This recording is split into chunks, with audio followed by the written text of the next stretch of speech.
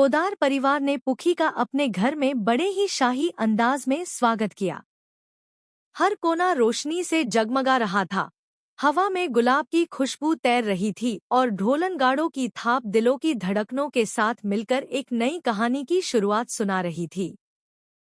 पुखी जैसे ही अरमान और अभीरा के साथ घर में दाखिल हुई, हर चेहरा खिल उठा, जैसे बस उसी पल का इंतजार था। अभीरा ने बेहद आत्मीयता और गर्व के साथ पुखी को पूरे पोदार परिवार से मिलवाया।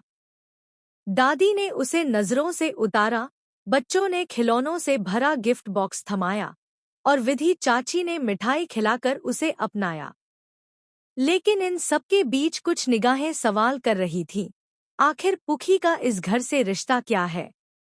माहौल में भावनाओं की गहराई और जिज्ञासा दोनों थी। और तभी आया वह लम्हा जिसने हर किसी को भावुक कर दिया। अरमान ने पुखी को गोद में उठाया और उसकी तरफ से अभीरा को मदर्स डे की शुभकामनाएं दी। हैप्पी मदर्स डे मम्मा। जैसे ही ये शब्द पुखी के मासूम होठों से निकले, अभीरा की आंखों से आंसुओं की धार बह निकली। यह कोई सामान्य शुभकामना नहीं थी, यह उसके अधूरेपन पर मरहम था, एक पहचान थी जिसे वह तरस रही थी।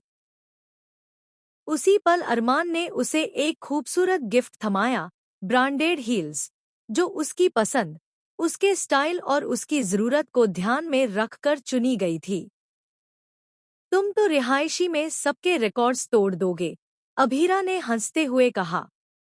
अरमान ने हल्के अंदाज में जवाब दिया, यह सब छोड़ो, पहले बताओ कंफर्टेबल है या नहीं। लेकिन जैसे ही अभीरा ने मजाक में कहा, मैं इन्हें पहनकर कहाँ जाऊंगी? अब तो फिजूल खर्ची की हद कर दी है, अरमान ने हंसते हुए कह दिया। जहाँ जाना है जाओ, बस इन हील्स में खुद में मत उलझ जाना। बस यहीं से सब बदल गया। वो मुस्कान जो अभी अभी खिली थी, पल भर में मुरझा गई। अभीरा का चेहरा एकदम ठंडा पड़ गया। उसने बिना कुछ बोले हील्स एक और रख दी और कमरे से बाहर निकल गई। नीचे हॉल में सबने यह सीन देखा और एक अजीब सी चुप्पी फैल गई। दादी की आंखों में चिंता थी, विधि चाची की निगाहों में गुस्सा और मनीष चाचा के चेहरे पर असमंजस। अरमान वहीं खड़ा रह गया, जैसे उसे समझ नहीं आ रहा हो कि उसने क्या गलत कह दिया। कमरे में अकेली बैठी अभीरा ने अपने फोन में एक वीडियो चलाया, जिसमें अक्षरा उसे लोरी सुना रही थी। स्क्रीन पर माँ की ममता थी और उसकी आंखों से बहते आंसू, एक अधूरे सपने की कहानी। और फिर आता है ट्विस्ट, एक ऐसा सच जिसने जमीन हिला दी। दादी अपने कमरे में जाती हैं और एक पुराना संदूक खोलती हैं। उसमें से निकलता है एक लिफाफा, अक्षरा की हस्तलिपि में लिखा आखिरी खत।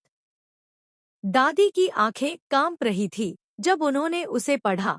अगर कभी मेरी बेटी को माँ बनने में मुश्किल हो, तो इस मासूम को उसकी गोद में रखना, क्योंकि माँ वही होती है जो बिना सवाल पूछे, बिना शर्त अपनाए। दादी कांपते हाथों से खत पकड़कर सोचती हैं, क्या अभीरा को अब यह सच बता देना चाहिए? लेकिन इसी वक्त कहानी एक और नया मोड़ लेती है। दादी जैसे ही नीचे जाती है और सबको इकट्ठा करती है, तभी दरवाजे पर दस्तक होती है। दरवाजा खोलते ही सामने खड़ी होती है एक अनजान औरत, जिसकी गोद में एक बच्चा है और उसके होठों पर एक विस्फोटक दावा, मैं हूँ पुखी की असली माँ। सन्नाटा छा जाता है। दादी के हाथ से अक्षरा का खत गिर जाता है। अरमान और अभीरा एक दूसरे की ओर देखते हैं और सवालों का तूफान उठ खड़ा होता है। अगर यह औरत सच कह रही है, तो पुखी कौन है? और अक्षरा का वह खत किसके लिए था? अब यह रिश्ता सिर्फ भावनाओं का नहीं, बल्कि सच्चाई और झूठ के बीच जंग बन चुका है।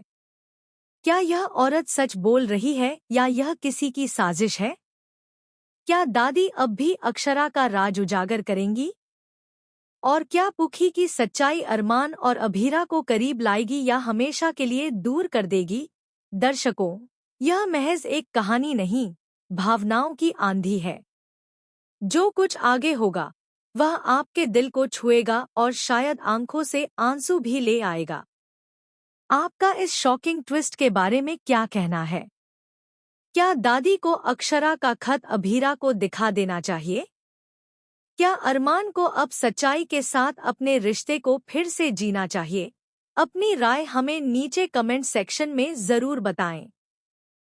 और ऐसे ही गहरे इमोशनल और चौंकाने वाले अपडेट्स के लिए हमारे चैनल को सब्सक्राइब करना मत भूलिए, क्योंकि यह रिश्ता अब सिर्फ एक सीरियल नहीं, एक जज्बात बन चुका है।